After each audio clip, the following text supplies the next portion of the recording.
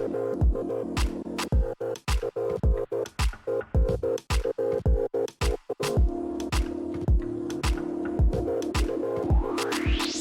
there, and welcome back to Nail Chronicle. This week I've got a super quick video just showing you how I did my latest St. Patrick's Day design. For this one I decided to go with the classic design that pops up whenever you search, so it's the green on the outside with a green and with a gold and white nail.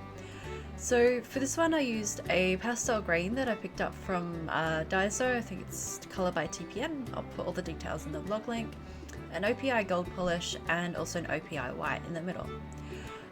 So I just did 2 coats of these. I think the green I may have done 3 just to add in a little bit more colour, but 2 probably would have been fine as well. You will notice on my pinky that I did get it everywhere other than my nail.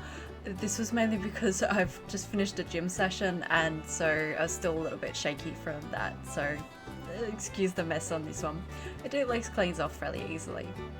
So the second part of the design, I stamped on some gold from the OPI polish, and I was really surprised that it actually stamped. Typically metallic polishes are, or for me personally, I find harder to stamp. And the fact that this isn't a stamping polish either so, made it even more surprising that it actually worked. So I was really happy with how it turned out.